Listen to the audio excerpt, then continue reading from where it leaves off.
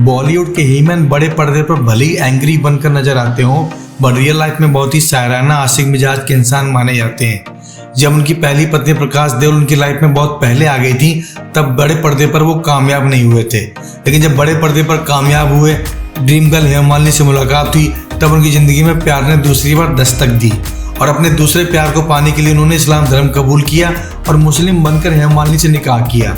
बहरहाल अब दोनों पत्नियों के साथ बखूबी खुशहाल जिंदगी जी रहे हैं और अपने परिवार को भी काफी हद तक एकजुट कर चुके हैं।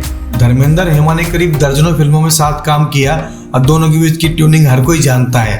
हालांकि बहुत सारे मौके ऐसे आए जब धर्मेंद्र हेमा से खफा हो गए और कई बार तो दोनों की शादी टूटने की बात भी सामने आई। बट चूंकि हेमा ने अपनी मैरिज को बहुत अच्छे से कंट्रोल करा, अपने आप को लाइफ में, आर्ट में, कल्चर में, पॉलिटिक्स में इन्वॉल्व किया, इसलिए दोनों की मैरिज काफी लंबे समय तक टिक गई। बीच में धर्मेंद्र के जो अफेयर था वो अनीता राज से जुड़ने की बात पर हेमा काफी खफा हुई थी, बिकॉज अनीता राज से उनकी करीबी लगातार बढ़ती जा रही थी।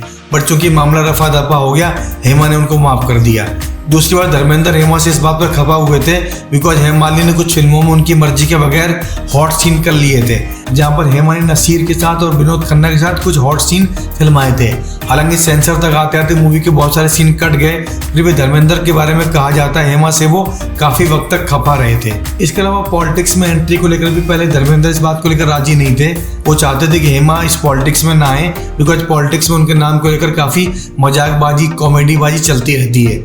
यहाँ तक कि लालू प्रसाद यादव ने उनके गालों को सड़क से जोड़ते हुए काफी भद्दा मजाक किया था। इसलिए धर्मेंद्र हमेशा कोशिश करते थे कि पब्लिक प्रोफाइल से हेमा दूर रहें। लेकिन हेमा एक इंडिपेंडेंट लाइफ जीती हैं, अपनी बेटियों को भी वो इंडिपेंडेंट तरीके से जीना सिखाती हैं।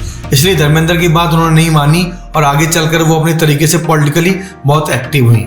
इस तरह धर्मेंद्र हेमा के बीच में तू मैं होती रहती हैं और जब तब धर्मेंद्र गुस्सा आता है वो हेमा को डांट देते हैं। इसलिए वो हेमा से दूर एक फार्म हाउस में रहते हैं। हेमा जबकि मुंबई में अपनी बेटियों के साथ रहती हैं। खासतौर से ईशा देओल के तलाक के बाद तो हेमा मालिनी ईशा के साथ ही उस घर में एक साथ वक्त बिताती हैं।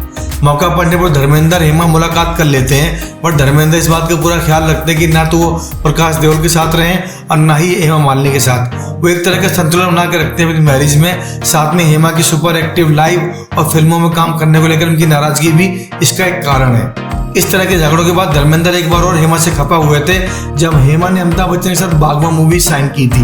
कहा जाता है धर्मेंद्र उस वक्त बहुत खुश नहीं थे बिकॉज वो बागवान जैसी फिल्मों में खुद काम करना चाहते थे और हेमा उनके साथ कास्ट होती तो बेहतर होता, और उम्र के इस पड़ाव में वो नहीं चाहते थे कि हेमा अमिताभ बच्चन से रोमांस करें।